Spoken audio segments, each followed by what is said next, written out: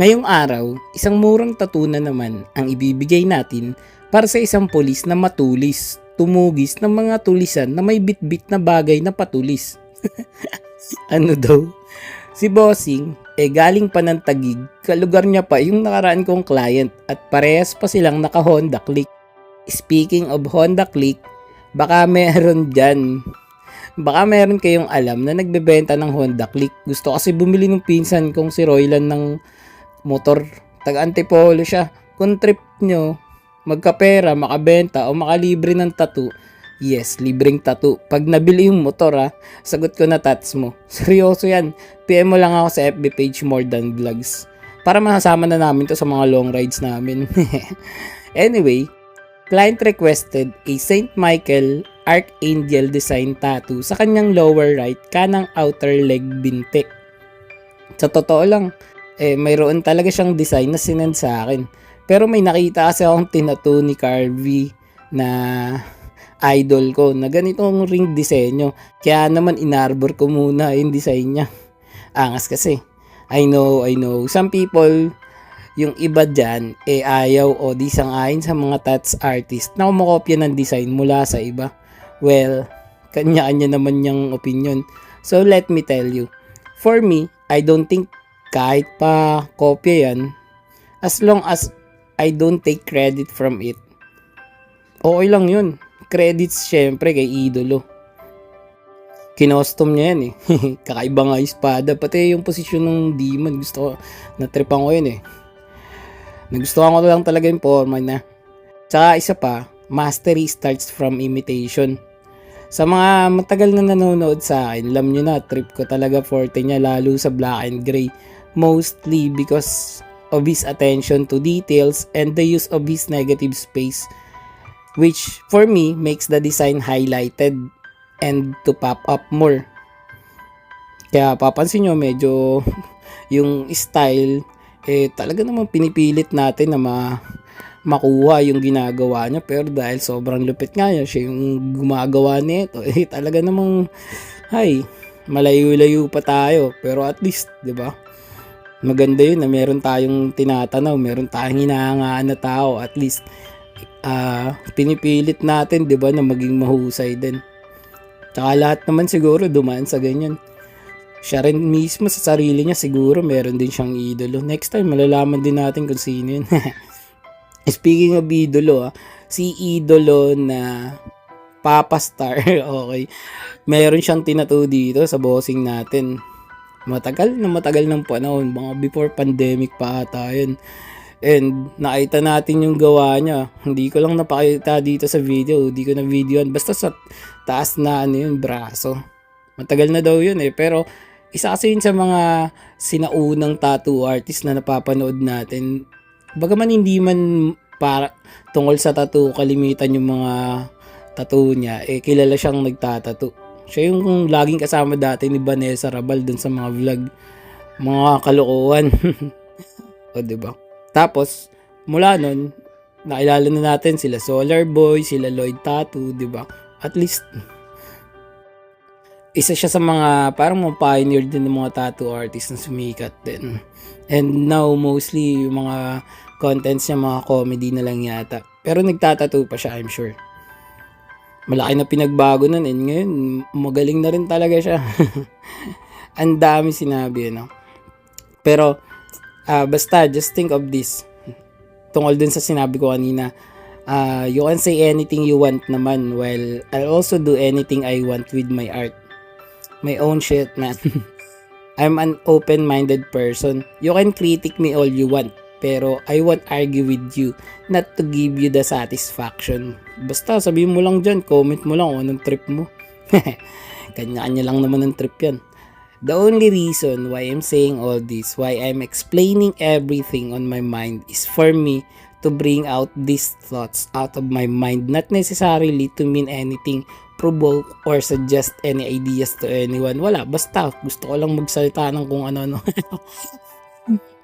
Now, balik tayo dito kay Bossing. Siya nga pala ay isang member ng police SWAT. Aangas Salamat po sa inyong serbisyo sa sambayan ng Pilipino.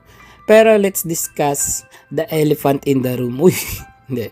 Yung isa sa mga topic na madalas na pag-uusapan tungkol sa mga kagaya niyang government employee. So ito na nga, yung mga sabi-sabi na ang mga pulis daw, babaero. Tinanong ko yun sa kanya kung totoo ba yun. I assure him na sa amin lang yung isasagot niya na medyo atin-atin na din. Kasi papanood nyo tong video, maririnig nyo yung mga pinagsasabi ko, di ba? At yung sagot niya, dahil daw nakakagwapo ang pagsusot nung suot nila. Man in uniform nga na naglilingkod sa publiko. Ang tibay nun, di ba? Yung impression, syempre, na manly, responsible, may sense of justice, may power, stable, at husband material. Sa panahon kasi ngayon, ganun talaga, praktikalan. And syempre, sino ba namang hindi magiging proud, diba, pag nagkaroon ng partner na ganun. Pero, applicable naman yun sa lahat ng profession. Nagkataon lang, ewan ko, sikat kasi yung profession na yun. I mean, kahit sinong tanungin mo, alam nila kung ano yung trabaho ng pagiging pulis. Sounds nice, diba? Pero, not exactly the most appropriate answer sa tanong ko. So, I asked him again. Tinanong ko ulit siya. Pero, babaero mga pulis? This time, I got a straight answer, which is, marami sa mga kagaya niya na nasa ahensya, medyo lover boy daw talaga. Dahil sa hindi ko rin malamang dahilan. Hanggang ngayon ay misteryo pa rin. Basta, you get my point. I hope.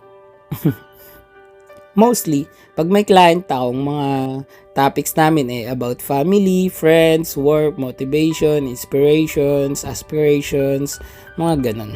Pero since di pa laging may ganitong pagkakataon na mayroon tayong nakakasama sa session na otoridad, kaya naman sinumantala ko na maging curious at i-confirm yung mga questions and doubts ko related sa mga crime and politics issues. Alam nyo naman siguro na sobrang active ng mga kagaya ni boss sa mga ganyan dahil related sa work nila yung mga batas-batas. Sila lang naman ang batas, ang tagapagpasunod ng batas at ang mga tagapagkulong dun sa mga lumalabag sa batas. Kaya kayo, maayos-ayos kayo dyan. Share ko lang, isa kasi sa mga hobby ko mag-research about true crime and mysteries. Ewan ko ba sa utak ko, medyo uwawa ka sa mga puzzle, not typical lifestyle, logic, pattern, psychological, and maybe just to have a glimpse of someone's mind. Para sa akin, there are certain things na maintindihan lang natin once we fully know what's going on in general up to specifics. Dapat alam natin lahat. Influence din siguro sa akin yan ng science. Sa agham kasi, everything has explanations. Lahat may dahilan. Walang bagay ang dahil lang sa himala o gawa-gawa lang ng mga espiritong galing sa imahinasyon, mga ligaw na kaluluwa. Diba? Lahat yan, mayroong pinanggagalingan. Kaya nga, sa mga